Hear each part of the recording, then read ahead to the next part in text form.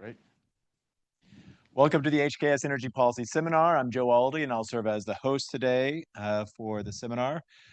We are in this full room here at Rubenstein 414 and joined by friends, alumni, and colleagues over Zoom in our hybrid format. We're thrilled to have with us today Aliya Haq. Aliya is the president of the Clean Economy Project, or Clean Econ for short. Clean Econ is a nonprofit initiative focused on advancing economic growth, shared prosperity, and a safe climate through policy change with an emphasis on innovation, investment, and infrastructure, which we'll hear about with her opening remarks. Previously, Aliya served as vice president at Breakthrough Energy, where she led U.S. policy and advocacy efforts across the power, industry, buildings, transportation, and agricultural sectors. Earlier in her career, she held senior roles at NRDC, working on federal climate and energy policy and building coalitions to advance environmental legislation. Aliya will open with a brief presentation. Then we'll have some fun and a little bit of a fireside chat, and then we'll open it up for questions from you in the audience. Aliya, welcome to the Energy Policy Seminar. Thanks, Joe. Thank you for inviting me, to the whole Harvard crew for setting this up. Thank you all for making time to be here. So my name is Aliya Haq. I'm the president of the Clean Economy Project. We are a new organization that is focused on groundbreaking policy change to advance economic growth, shared prosperity, and a safe climate. So I've been in the climate space for a long time, and I can tell you that there is no lack of climate groups, and arguably there are too many climate groups. So in this moment right now, climate is sort of going out of fashion. You're not really supposed to say it anymore in DC. So why would we start this new group? Why would we launch this thing now? It is in part because we all worked at Breakthrough Energy, and if folks track climate news, Bill Gates sort of moved away from climate, so that is something to do with it. But actually, it would have been a lot easier for us to just find new jobs and not start a new organization. The reason why we did this now is because we have all been in the space for a long time, and we're seeing that things need to happen in the policy and politics space on climate differently. We need to do things differently now, and we wanted Clean Econ to be an organization that starts to accelerate that direction that started to happen. So to start, folks may have noticed that there's the what I call a new talking points memo, which is you should probably stop saying climate and instead you should say affordability.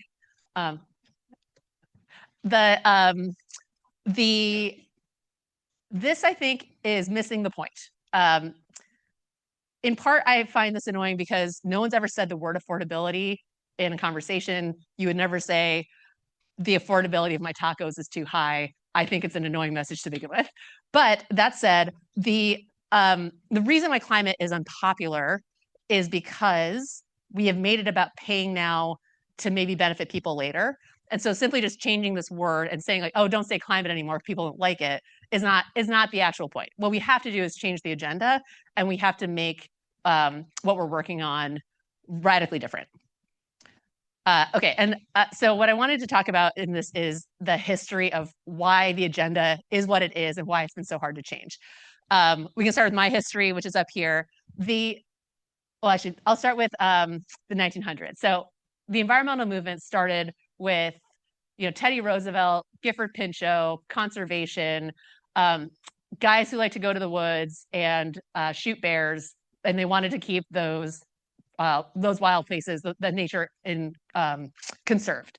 So to do that, they created national parks. They figured out how do we balance extractive industries like timber and mining with making sure that we weren't degrading land too quickly.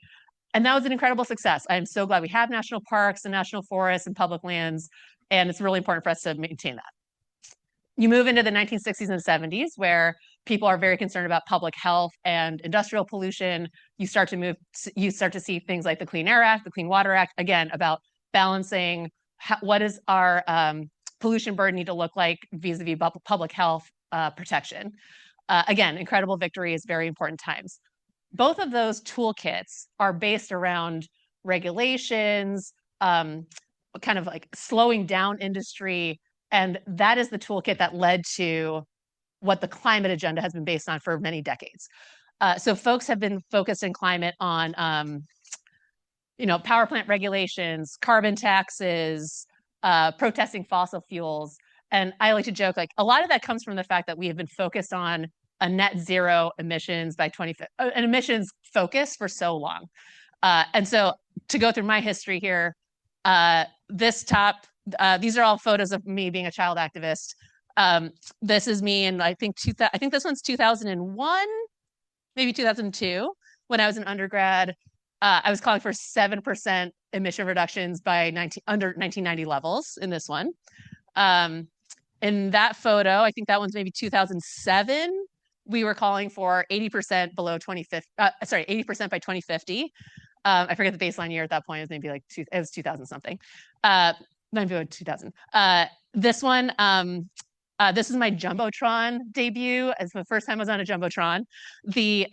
I think Pope Francis was in DC, so that was 2015. By this point, we had updated to net zero emissions by 2050. And this is just a fun thing that I like to talk about. Like we were working on a boreal forest campaign because the boreal forest is a carbon sink, and we were trying to get Kimberly-Clark to stop clear cutting in the boreal forest for our toilet paper. Ask me about this one later. This is fun. It's like a midnight action that we did in secret. It was great. But my point here is that this is how we've been focusing our work for a long time, is how do you go after the emissions? And that leads you to this kind of more regulatory obstructive toolkit that's focused on pollution rather than on a new agenda that I think we need to move toward. So this is what I call the third front. If the first front was conservation, the second front was public health, Clean Air Act, Clean Water Act. The third front that we need to develop now is all about economic growth and all about winning the energy race. Like, how do we fulfill energy demand as fast as possible? This goes back to the reason why climate is so different than other environmental problems is we are not in a place where slowing down the industry will solve the problem. And in fact, we have to speed up industry. We actually have to build clean energy as fast as possible because energy is the foundation of our economic growth. There are, I should have put the slide in here, I forgot, but my favorite graph is, if you want to Google, there are no high income, low energy countries. You'll see this bubble chart of all the rich countries are up here using a ton of energy. All the poor countries are down here using very little energy. It is the correlation is basically 1-to-1. You know, I mean, it's straight, very clear. If we expect people to rise out of global poverty, if we expect economic growth to happen, it will require more energy. We can try to chip away with that with energy efficiency, but at the end of the day, we're going to need more electrons and we're going to need more molecules. So if that's the case, we have to figure out how to focus our goals on the speed of clean energy. How do we build it as fast as we can? And on the cost of clean energy, how do we make it as cheap as possible so that it can outcompete fossil fuels? That leads to an entirely different toolkit that most climate activists, and I say this with love, having come from the space, they don't have that toolkit. They have a totally different toolkit of things that were built around 20th century environmental problems. We are now in a very different moment where we have to focus on building infrastructure. We have to focus on commercializing emerging technologies and innovation. And we have to figure out how to de-risk investment so that private capital can move more quickly into these spaces that they typically are reticent to do. I think fixing the grid is the most urgent place for us to start using this new toolkit, right? And I'm sure this whole group is already tracking demand growth, problems with the grids. A lot of the affordability message in this space is all about electricity bills, more recently about Iran. But the reality is that, you know, demand has been flat for a long time on the grid. It is now starting to soar. And that's colliding with this outdated infrastructure and really old regulations, regulatory frameworks, and market structures that aren't fit for today, right? The grid is basically a 100-year-old brittle, balkanized machine that hasn't been properly updated for the new technologies that exist now, right? It was all built around this patchwork and assuming that you have big sorts of fossil fuel generation power plants in these places. We now have all kinds of other technologies, whether it's advanced conductors, electricity storage, wind and solar. I would count also as like new technologies that's far more distributed. So what we're seeing is we're trying to move these new technologies on an old system. So you see these backlogs in the interconnection queues. Transmission takes decades to build, and utilities are incentivized to just build giant capital projects rather than figuring out how to like provide more reliability at a lower cost. That like we need to use a new toolkit, and carbon prices is not going to fix a lot of these problems. I love using Texas as an example here just to show like what can happen when you unblock the market. Like, how does deregulation help us get there? ERCOT is known for having like a connect and manage system where instead of having like lengthy studies for the interconnection, they just kind of like, they say, go ahead, build your wind and solar, let's go. And then that leaves them the right to then curtail the generation when they need to, or to curtail the capacity. And then on top of that, because I mean, to be fair, this is not easy to replicate because Texas is weird, but all the ratepayers are in Texas. And so it's easier to kind of like share the costs of transmission upgrades across the system. So it's easier for them to like get the transmission built. So then that means they're able to bring on clean energy kind of like almost twice as fast as other grid regions are, because effectively they just build things fast and they are less regulatory there. So that's like, because we have done such an incredible job of lowering the cost of wind and solar, it's literally the cheapest form of generation and the fastest thing to bring online. The thing that's holding it back is often the regulatory frameworks around it.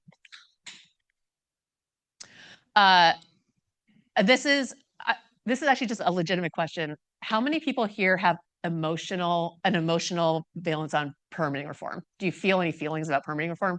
Can you raise your hand? 1, 2, 3, 4, 5. Okay, that's pretty good. Guys, this is like really important. I just got to tell you, like, it's really a problem. It's really a problem.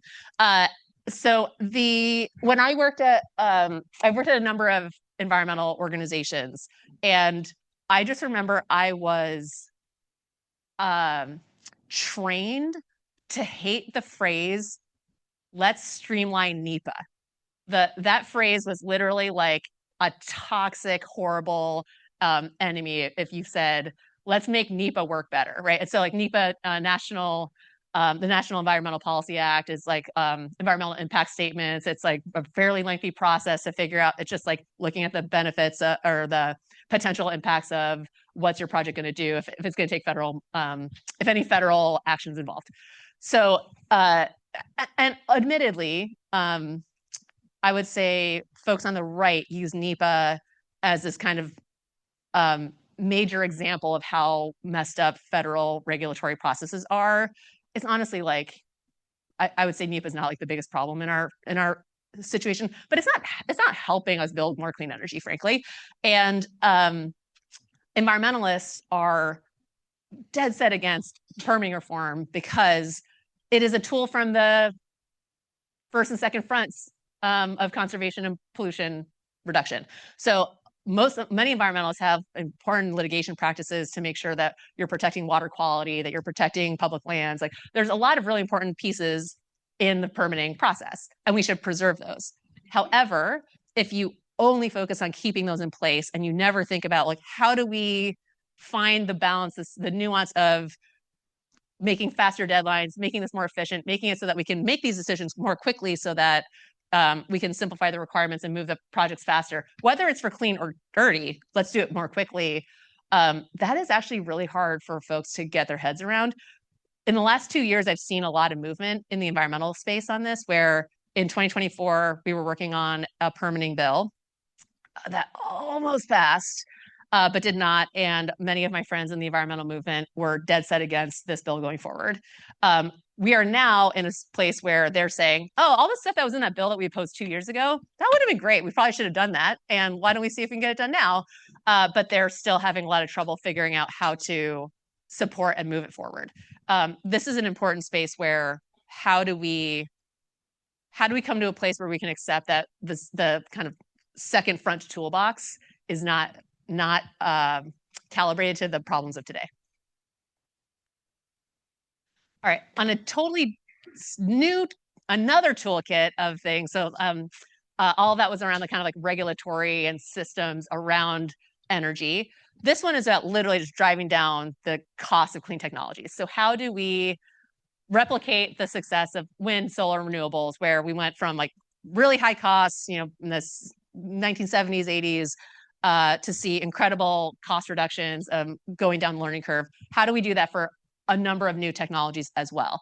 So this is where a lot of folks have an either or mentality to this, where it's like, we should just be building more wind and solar because it's cheap now. And like, it's a distraction to be thinking about new technologies because we don't need them. The reality is we need both. We need to move as fast as we can on the stuff that's currently cheap, and we need to do a lot of changes to the regulatory process to get there. And there's a lot of new technologies we need, whether that's clean, firm generation that can balance the renewables, whether that's cement and steel production or other industrial decarbonization. Heavy transportation is a really tough nut to crack. There's a lot of stuff that's super expensive. We know how to decarbonize it, but there's no chance for it to get to scale because it's too expensive. So that's a place where you need government action, right? It's I like to say how clean technology is not energy is not like software or other things that you can just invest and then they just scale, because energy involves lots of like heavy regulations, shared infrastructure, upfront capital costs, high risks. So you need government action to be able to figure out how to de-risk investments so the private sector can come in. You need to figure out how the infrastructure gets paid for. And like early market demand, like, early actors are gonna feel it's like expensive to get this new thing and untested. And so you have to figure out how do you seed that market demand, whether that's through procurement or other means. So one example of this is on like how do we fast track federal innovation support? We are in a tough moment fiscally in terms of how big our deficit is and how much people care about that. The reality is actually we do have a lot of money already appropriated for innovation and commercialization of technologies.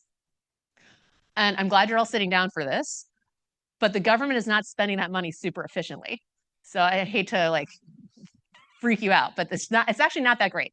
So we could change the system so that right now what's happening is if you are a new technology or new startup and you have an idea that could be like a breakthrough, incredible game changer technology, and your ability to access funding for R&D or demonstration from the federal government is very difficult compared to an incumbent company who has an entire team of experts who understand how to navigate the federal system.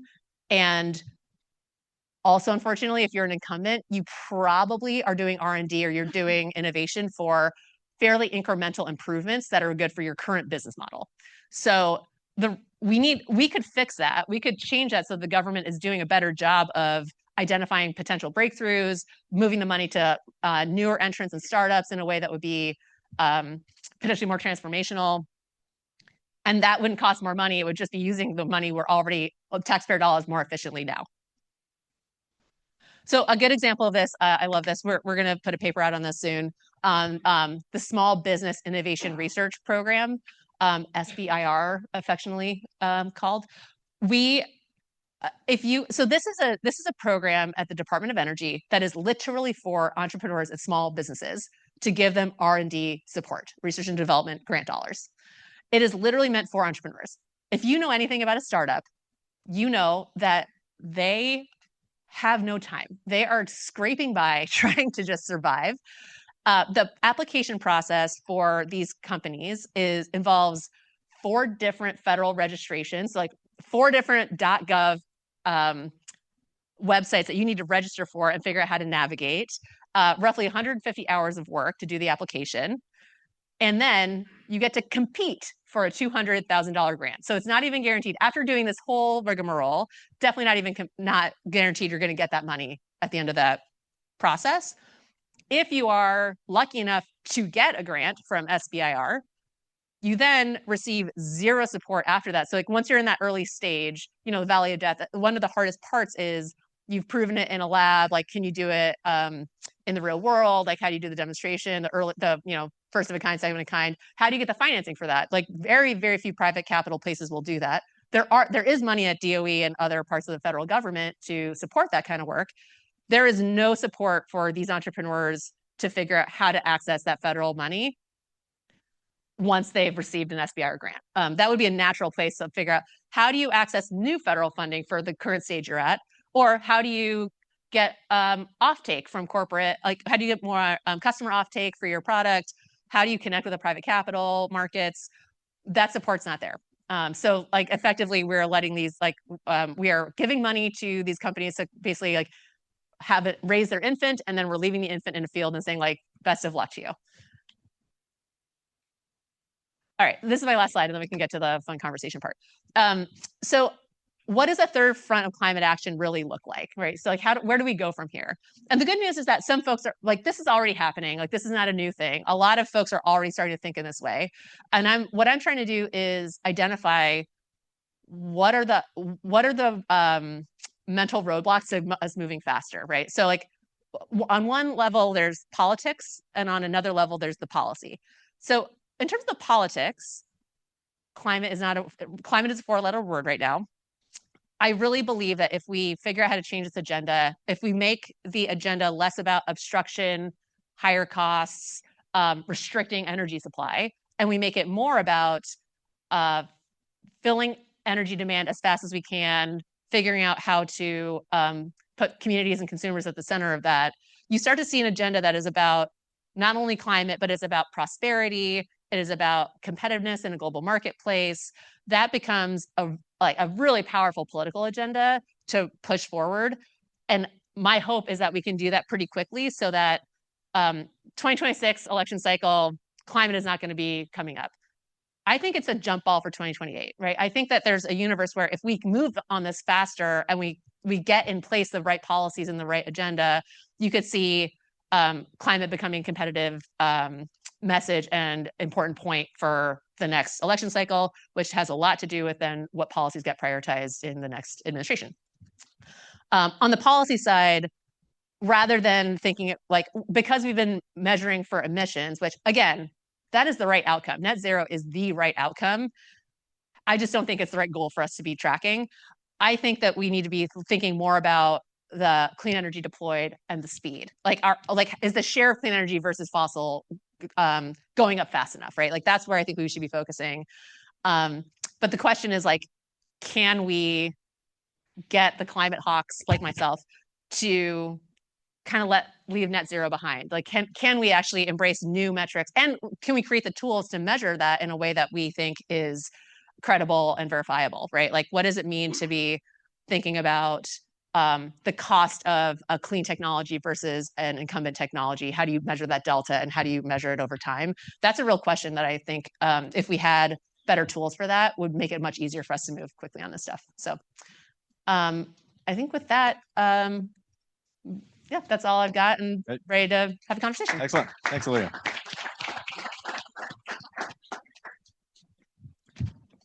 So if you want to take a seat, and I'll start peppering you with questions. Sure.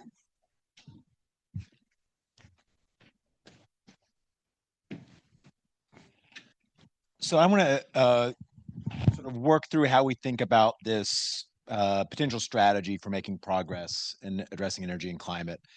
And being a Kennedy School professor, I first want to sort of organize it how we think about some of the sort of institutions we are operating in right now and how they've evolved during our respective times working on these issues.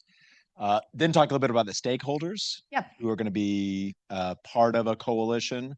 And then talk then about how we think about this, what I heard in your presentation was kind of a mix of both policy ideas and political strategy, and think about how one integrates those to make they're inseparable. So that coalition. Yeah. So the institutions, we've seen a lot of change.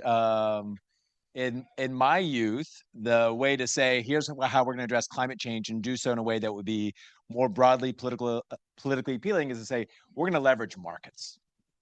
This is coming. I started working on this in the late 90s. We're talking about cap and trade, and for the better part of a decade or more, there's a lot of talk about on both sides of the political aisle about using markets to address this problem. And in some degree, we still do a lot through state renewable mandates, biofuel mandates, what have you. We're still using market-based approaches in how we implement that. But certainly, we've seen a movement away from that when we think about the executive branch saying we're not going to try to do something in the power sector that would leverage markets. We're going to try to do something in the climate sector that would leverage markets. And in some degree, we still do a lot through state renewable mandates, biofuel mandates, what have you. We're still using market-based approaches in how we implement that. But certainly, we've seen a movement away from that when we think about the executive branch saying we're not going to try to do something in the power sector that would leverage markets. We have the courts putting a bit of cold water on how we might use existing laws. We have Congress and how it's kind of evolved. So, for one thing, when we sort of think about your strategy, which was very much focused on what we could do with national policy and federal policy, what's your take on the current sort of institutional landscape in terms of the courts, Congress, and the executive branch that help us think through what should be the strategy going forward if we're going to be successful? Yeah. Oh, there's so many ways to take this question. I mean, I think the one of the last points I made, which is, politically we're in a tough fiscal environment, and one of the ways I think about my work is, there's the Venn diagram of what's politically viable, and then the Venn diagram of what's ambitious and going to be a significant impact for climate. And that Venn diagram, it's not mutually exclusive. There is overlap, but the overlap, especially in this political moment, is pretty narrow. But you can find them. And as I think about that Venn diagram, I see it is unlikely for us to spend hundreds of billions of new dollars to move into clean energy right now. But there is a huge space for us to be using the current appropriations in a better way. So in Congress, that means making sure that Congress understands to maintain their current levels of funding and that they don't pull back on things, and that they think about what authorities need to be created for agencies to use that money in a better way. So Congress has a role to play in that, of just like, hey, we're the purse strings, we're moving the money to you, but also, can you do it better?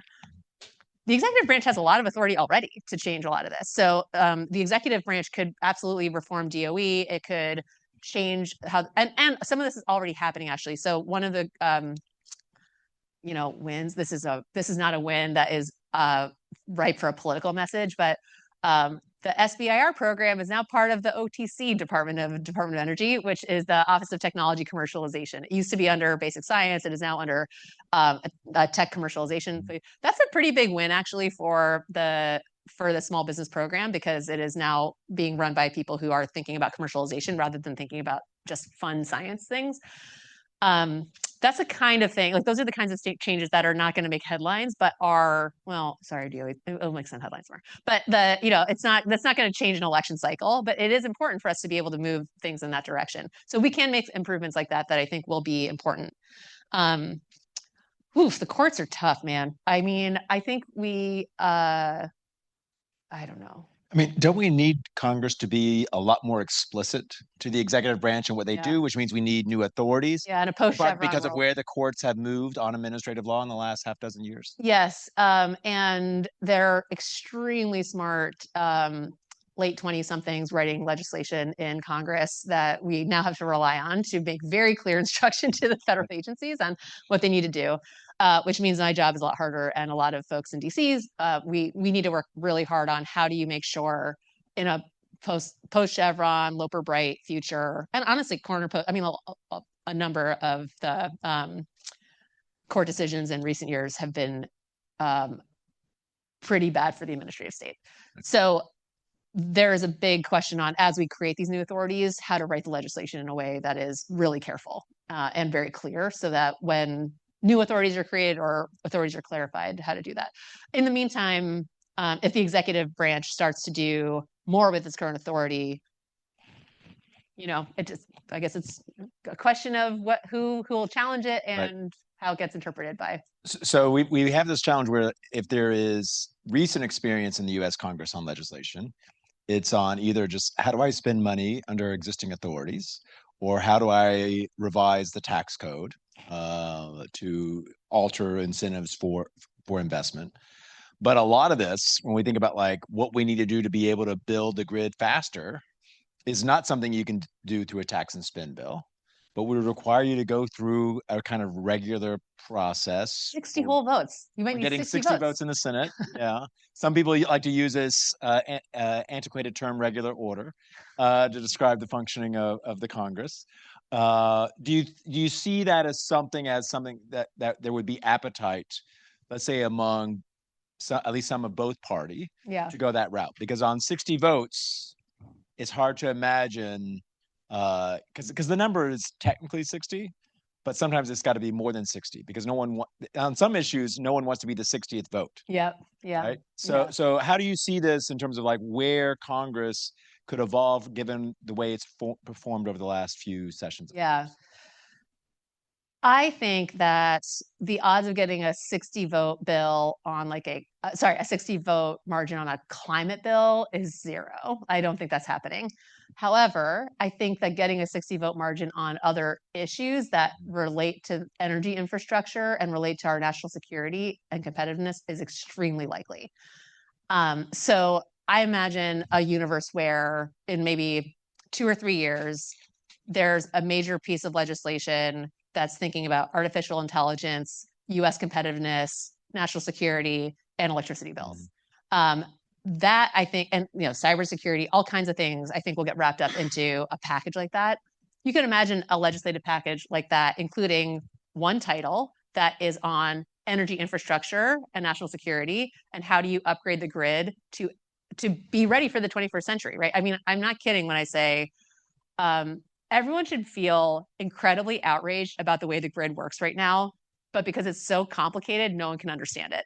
It is a real problem, and it is why it's never been fixed. But it is insane that we are running our electricity system the way that we're currently running it, and it needs a huge overhaul, right? I mean, the best metaphor I have thought of is we used to have a system of roads that were a bunch of 2-lane highways on state routes. And as soon as you change state lines, you change to a different route and now we have an interstate highway system, which is much better for our economy, much better for growth, good for a lot of reasons, a lot of historic problems, but we need that for the grid. We need that level of change for the grid. The reason I think President Eisenhower was able to get that through Congress was not because of the economic necessarily, but because of the national security implications. Like we might have to evacuate entire cities. We might need to land fighter jets on these roadways. Like I think that is going to be the next potential 60 vote margin. And I will say that AI implications of national security are vast and real. And so it's actually a very interesting space to be looking at. But the climate people and the energy, people like me, we're not ready for that. Like we don't have the policies in place to be like, here you go, Chairman of Energy and Natural Resources. Here you go, Chairman of ENC. Here's what you need to put into that energy title to make sure that we fix the grid and that we speed up clean energy and that we lower costs for consumers. Here it is. It's not there. And it is because people are still so focused on how regional transmission organization, ISO, RTO, PUC, like we are still we're living in the system that was created rather than thinking about the new system that we need. That is the level of change we have to get to, and I think that's literally politically possible in the next 2 to 3 years. And I need the policy wonks to catch up. So like everyone in this room, if you can work on that and then tell me what to do, I will go get you 60 votes for it. Just, I need you to tell me what's on the paper. So let's talk about those 60 votes. At some point, I may go to Professor Hogan, who may have thoughts on this, or a former Commonwealth of Massachusetts Public Utility Commissioner who may have thoughts on this, among others in the room. I see you too, Carrie. But the sort of the key stakeholders, like implicit in your answer there is that it's a different kind of coalition than, let's say, the coalition around Waxman Markey. The U.S. cap. 17 years ago. Yeah. Right. So who do you see? You used the word viability earlier. You've also used the term durability. What do you see as the coalition that makes progress on energy and climate viable? And then what do you see as being the sort of characteristics of that determine then the durability of that approach? Well, so the stakeholders is a pretty easy one in my opinion.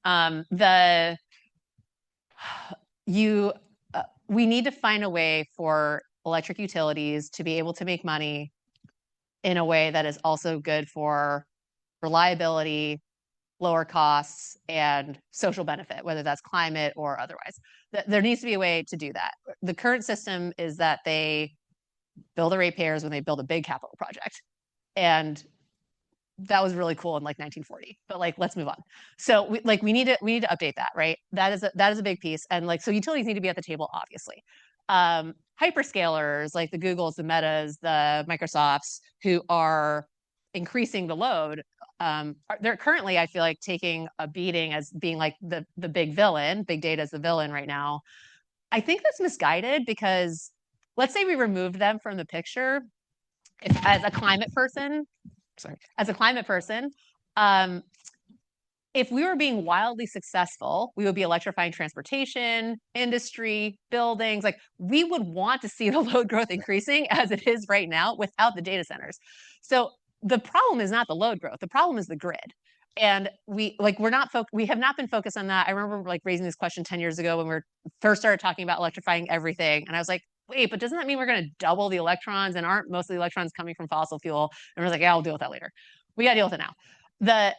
So to me, I think that that coalition involves utilities and hyperscalers and other big energy customers.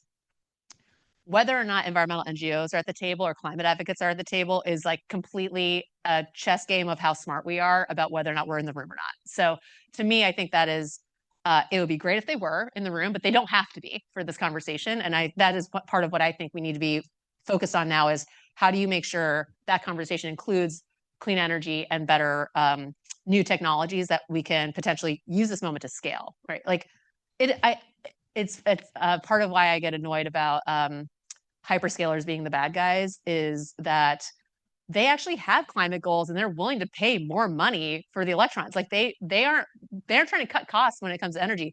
They are literally buying every renewable energy credit on the market. They would love to put more clean energy on the grid. And the reason they can't is because it's too hard with the interconnection and the transmission and they can't integrate it. They hate going behind the meter for data centers. They don't want to do that. It is something they're being forced to do. It's all about speed. It is not about cost for them. So we should be taking advantage of that. We should be figuring out how do we use that willingness to pay more for electricity to start buying down the cost, speeding up learning curves for emerging technologies. That focus is not there. A colleague of mine, a political scientist, once described political durability, as you have a broad coalition of support today that's different from when you first implemented the policy.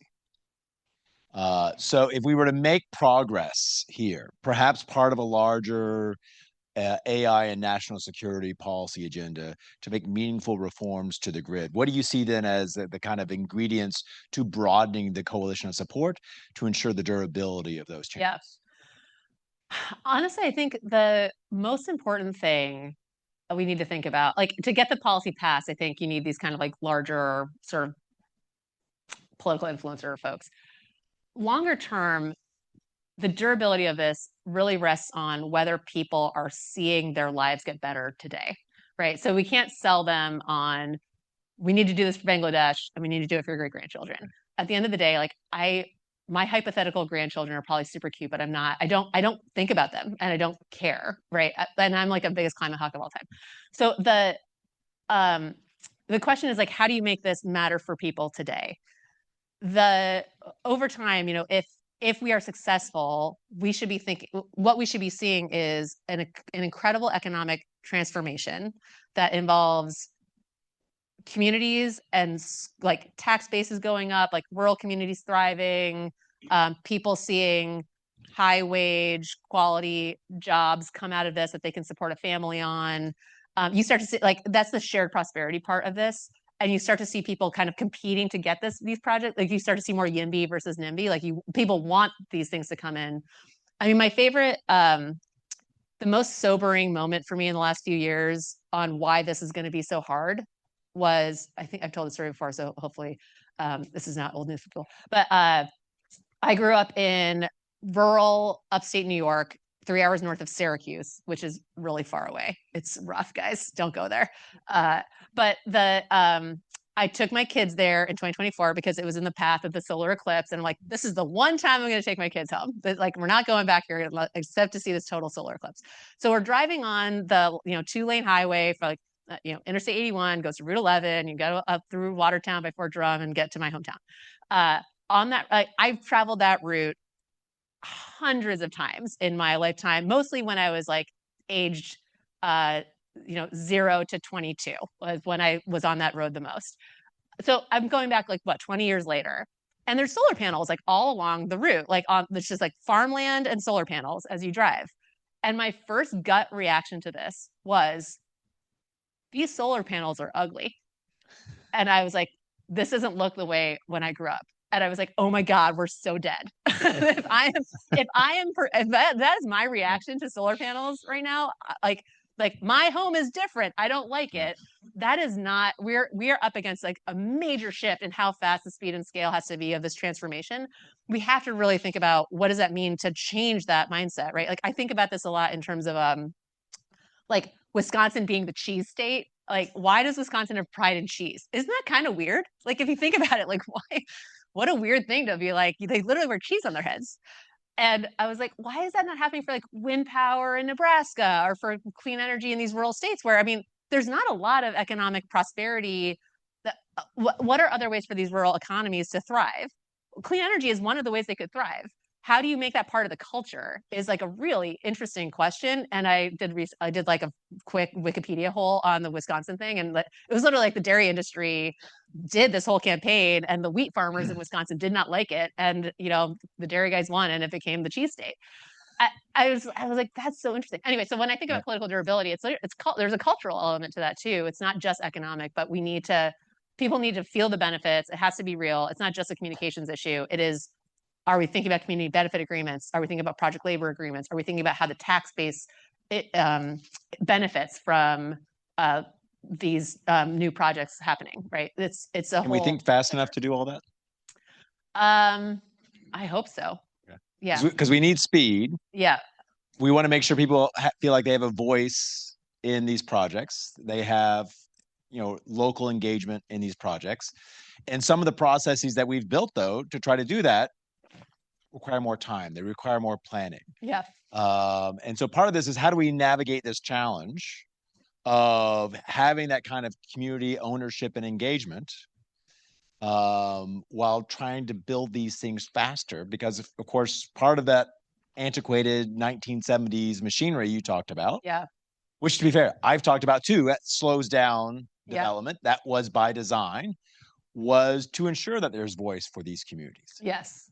How do we manage that tension of wanting to make sure that there's more ownership locally with moving faster? Yeah. I mean, this is one of the core questions that like gets wrapped up into the permitting reform discussion and otherwise. You can't cut the communities out, right? The communities have to be at the table and there has to be a process that they are engaged. Actually, what we found is when developers or folks go into a community, if they do it well on the front end, it actually does make the process faster.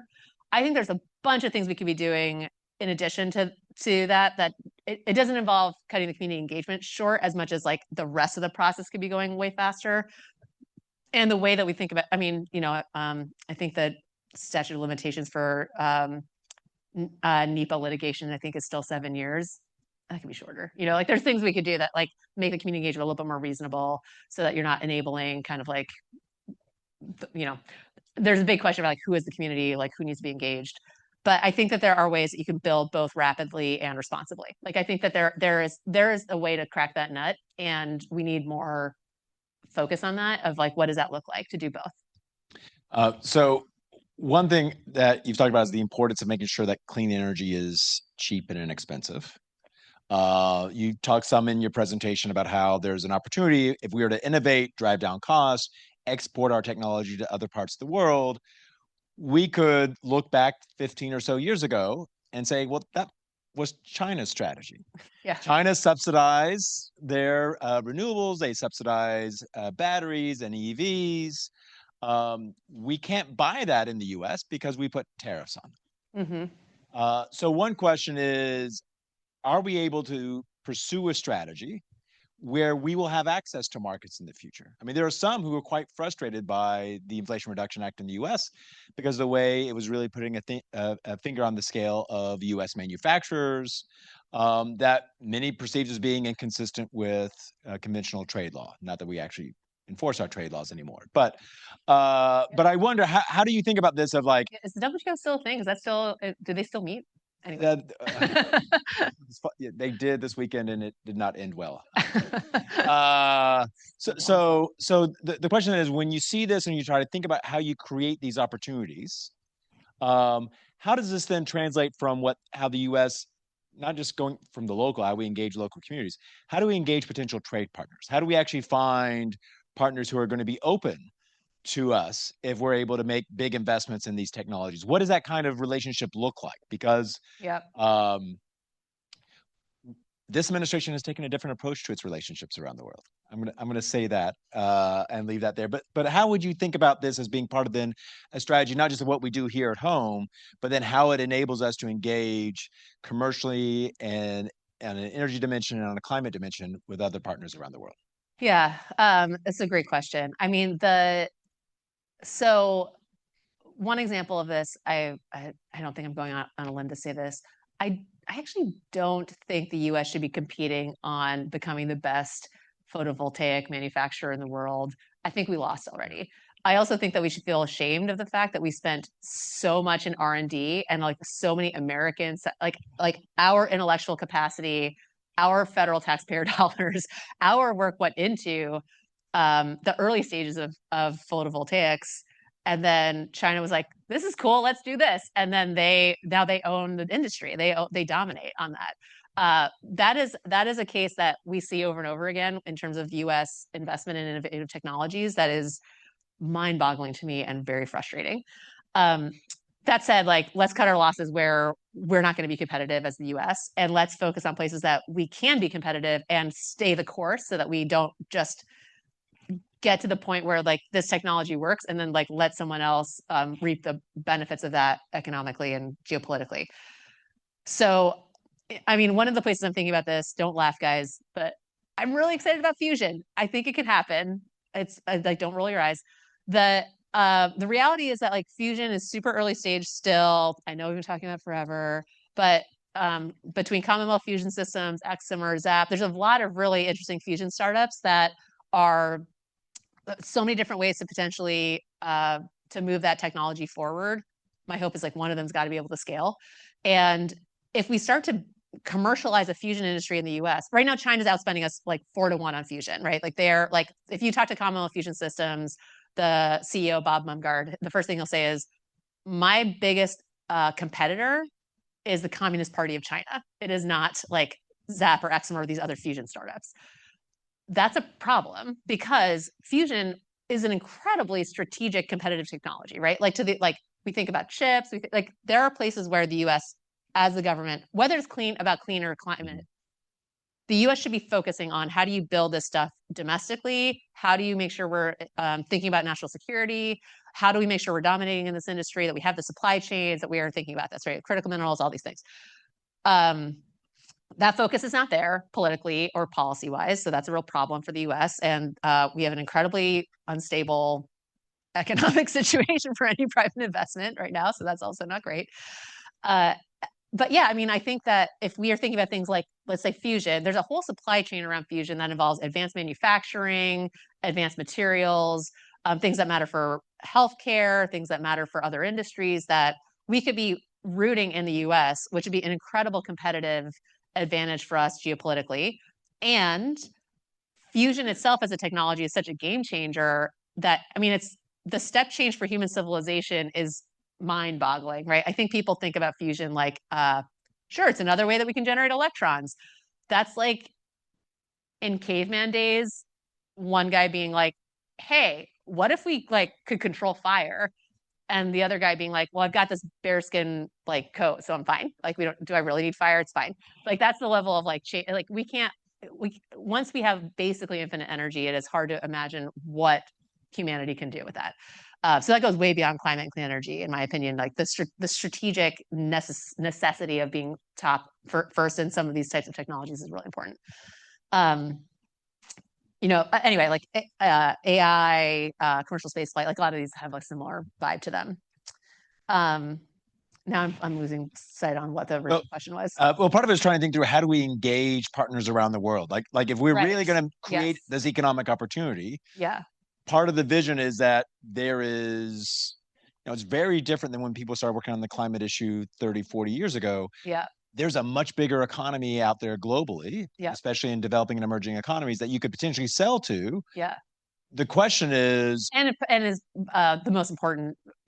Those are among the most important economies to engage as they're growing, and as they develop, they'll use more energy and. So how do we do that in an effective manner? There are some who have engaged with the Chinese. There's some who aren't thrilled sometimes with the terms they get from the Chinese when they get investment in energy, whether it is in fossil or in renewables. Yeah. Uh, there's certainly been a lot of criticism by what was done under the IRA of subsidizing here in the US in a way that looks kind of to some outside the US, similar to how the Chinese subsidized their domestic manufacturing industry. And one response, the response we took here in Washington, D.C. to the Chinese was, we're going to put tariffs on the solar panels and then on the EVs and so on. And if anything, there's a view of like, if you're really trying to make progress with these low emitting technologies, it'd be great if we could reach agreement to not put tariffs on that. Yeah. Yeah. But everybody wants to think that they're going to be the source of that new manufacturing economy. Yeah. So the question is sort of, how do you think about ways in which you sort of manage that with your partners? You think about what those relationships might be like. You might think about like, how do I go about those relationships? Is it going to be of the right personality in the White House? Is it going to be like, do we want to imagine 21st century institutions? Sometimes when I talk about trade and climate with my students, I note that like we built new international institutions that in spring of 1994, the WTO was agreed to in Marrakesh. And within the same month, the UN Framework Convention on Climate Change entered into force. Yeah. Yeah. Neither one of those seem to be really delivering on the original objectives right now. Yeah. And that there are a lot of the key players globally don't really want to be constrained by either one of those. Yeah. So it starts to give one pause of like, what does the future engagement with other countries look like? Yeah. And where might, how does that play out when we think about the emerging energy technology? Yeah. Well, so my first thought goes to an idea that Brian Deese, who's the former White House National Economic Council director, had a couple of years ago called the Clean Energy Marshall Plan, where he was basing it on the World War II Marshall Plan spending and how much geopolitical influence that had for us to be able to like build there. We were joking before he put out his paper. I was like, should we just call this the American Belt and Road Initiative? That didn't stick as the brand. Right.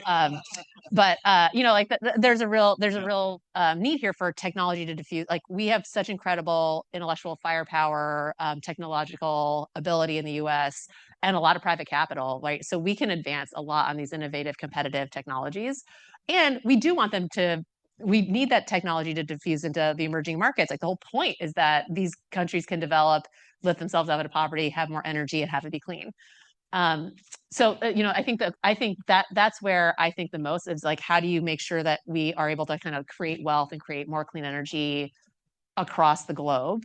I'm not a huge fan of tariffs on clean technologies. I also I question how much we actually want to manufacture things in the US. So that's a real question to me about like, are we talking about like exporting the machines, or are we just talking about the IP and and I think that's probably more likely what's going to be happening in terms of the US influence is how do we work with countries in a diplomatic way and in an economic way so that like what we have scaled here in the US eventually can be manufactured in those places, but we're still finding benefit from that.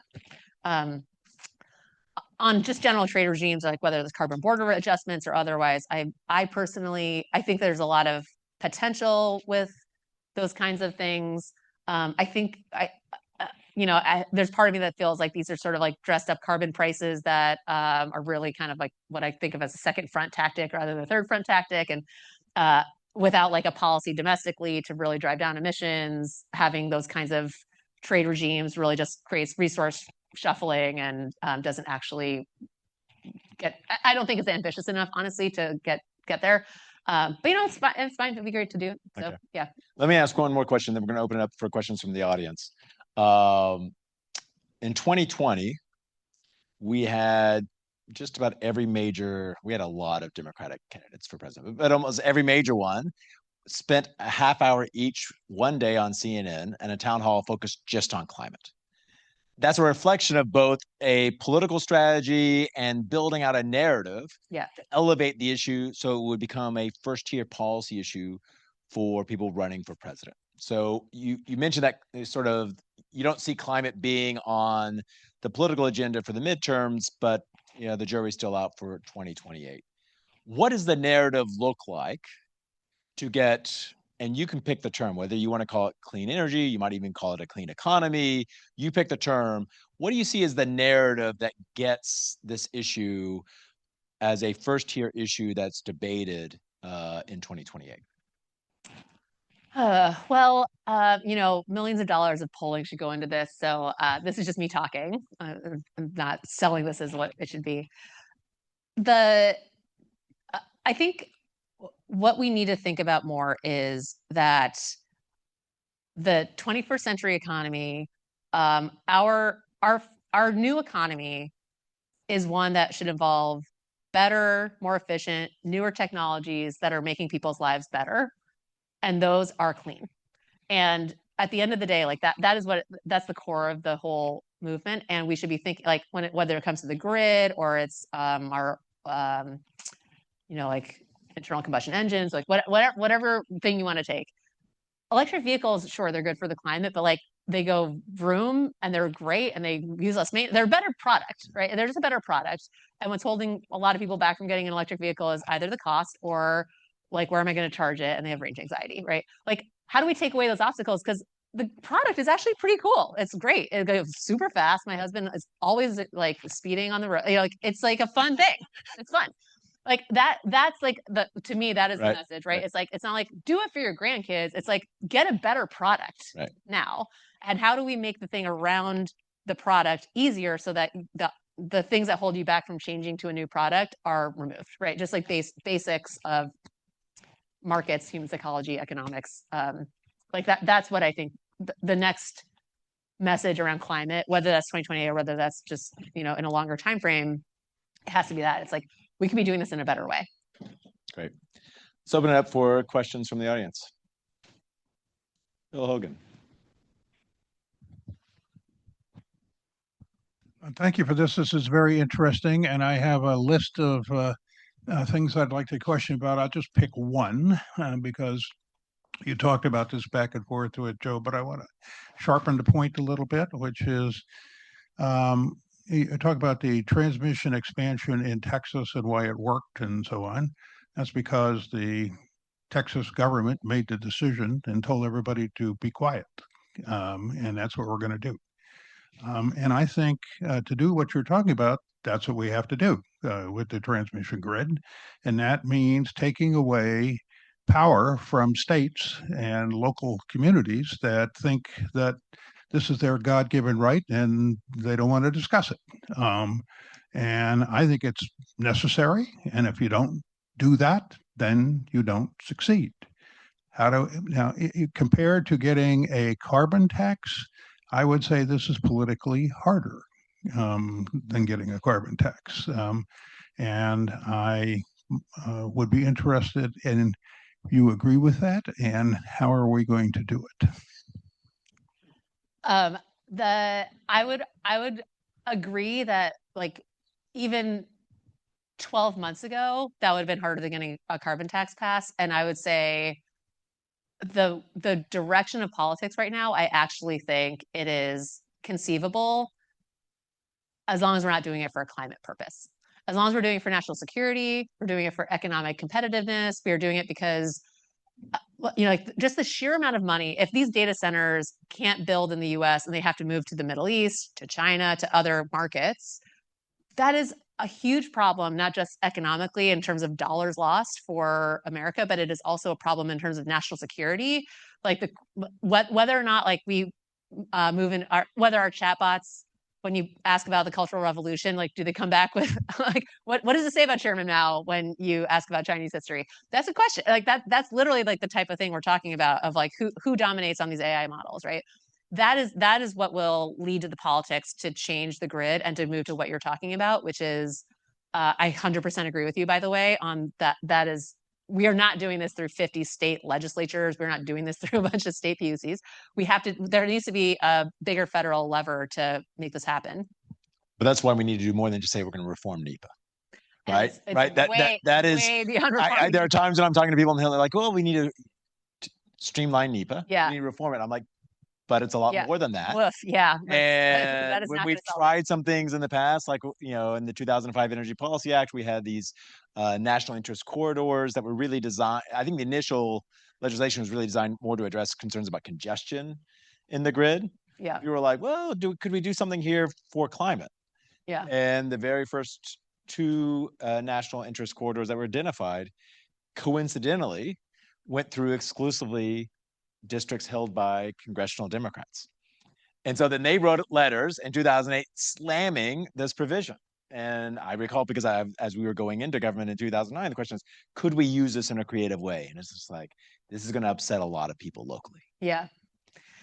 Yeah. I mean, I think the question becomes not like kind of like local state rights versus emissions, right? The question is local and state rights versus everyone's electricity bills being too high and China eating our lunch. Like that is the political trade-off. And so the question becomes like I actually do think we are in a place where there's starting to become enough from the kind of like political class of people who don't actually understand how the grid works. They're starting to understand there's a problem here and they don't really know how to fix it. And I think the political will start to move in this direction of like being able to do this. I don't think it'll be about climate. So it might be about just like getting more fossil online, or get more, just like make the grid, how do you reinforce the, to reduce congestion, or how do you get the interconnection queue cleared out, right? Like there's a bunch of different things I think they might do that are not necessarily about clean. I think that if they're going to make these changes anyway, which I think is probably on the way, we need to make sure that we're also thinking about how to optimize for clean deployment. Other questions? Yes. Thank you. Thank you again for taking the time. My name is Brian. I'm a first year MPP student here. I'm just wondering, big, part of your strategy is speed of deployment, and part of that is having the workforce necessary to work those jobs. So how do you think about the future of climate jobs, specifically for non-college educated workers, and using that potentially as a political opportunity as well? Especially given that manufacturing now is increasingly, a place for kind of highly skilled employees and not the economic opportunity it was for non-college educated workers in the past. Yeah. I love this question. So like going back to the history lesson of like conservation and kind of like public health protections, the environmental movement and the labor movement have not been friends. They do not like each other. They are very different humans. And what I see in a potential, what I call the third front, is something that is embracing labor, and labor is like a core constituency, a core stakeholder at the table for all this work. I think that's actually really important politically. I think it's also important for the durability in terms of what we talked about before of if people can't see decent jobs where you can sustain a family, we cannot build industries on this, and we cannot see it scale. So we have to figure out how to make that happen.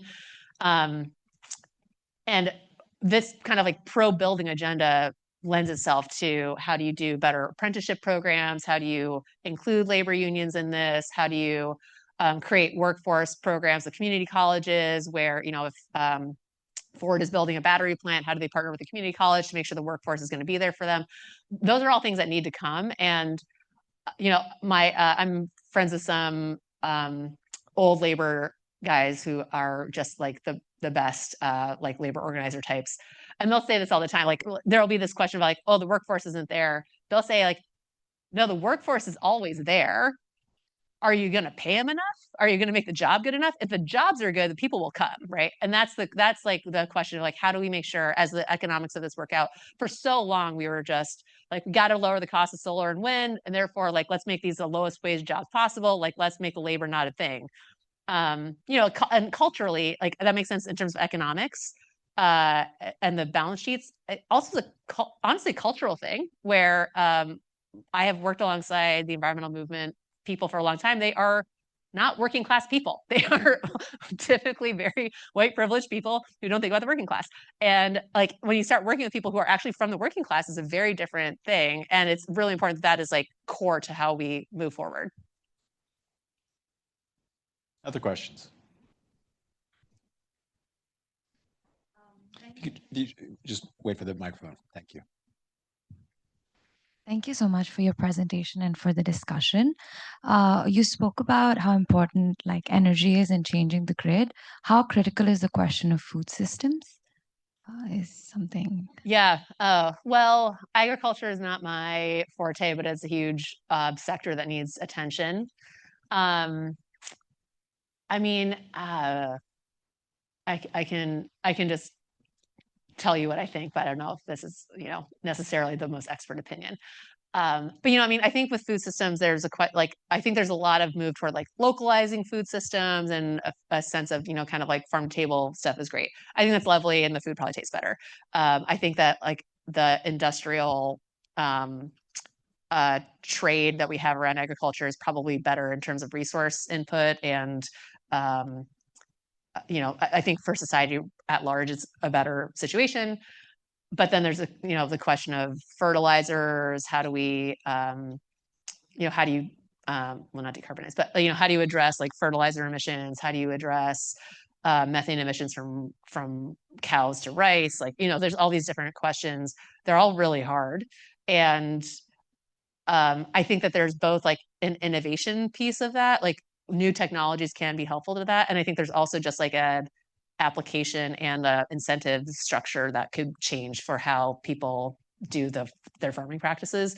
Yeah, but it's a really important question to solve. And one of the hardest ones is how do you decarbonize or reduce and eliminate emissions from land and agriculture is very hard.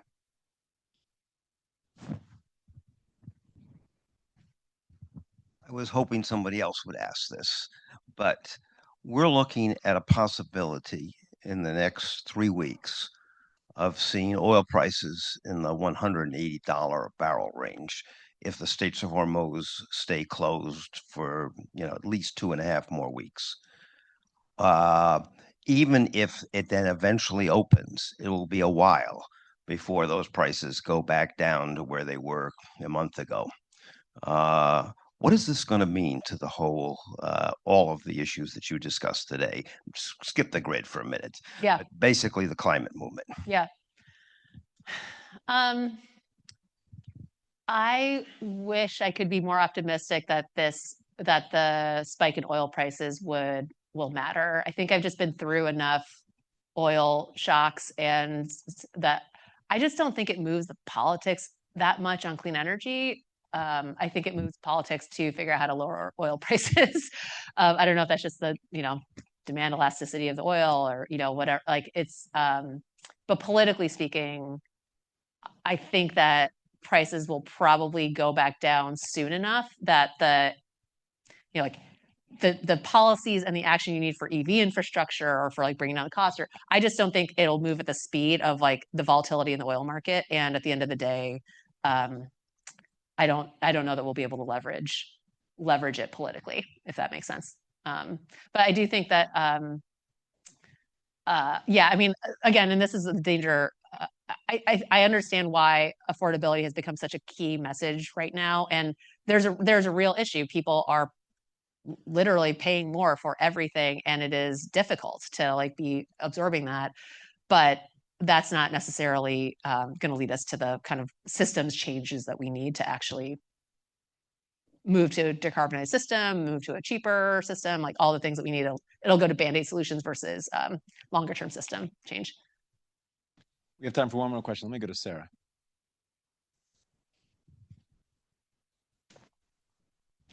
Professor Deutsch, you're not going to ask a hard question? No, sorry. Okay. You've been raising your hand and I've missed it, Professor Deutsch? No, Sarah, you go first, and then we'll have John ask a question, and then maybe Cece, you'll ask your question real quick, and then we'll take all three and then come back with a lightning round of answers. Sarah. Sure. I'm Sarah. I'm a second year MPP student. I came from an environmental justice background before HKS. I have an emotional reaction to a lot of this, and also know a lot of people who I used to work with will have an emotional reaction to this presentation. What is your message to the movement about meeting the moment right now? What are you hearing in DC that folks who are distributed across the country should be hearing? Yeah.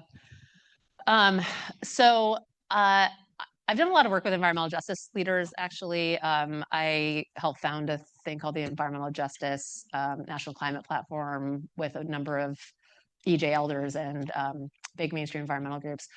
Environmental justice is a super important issue, and there's a reality to pollution burden being in more disadvantaged communities across the board. I mean, it's stark. I think that there is a real need. This goes back to my earlier comment about the community engagement piece, right? That you cannot run communities over, and we need to be able to make sure that we are balancing the burden, that we're making sure that communities that have been disadvantaged for a long time are not continually marginalized through these things. But what I've also seen with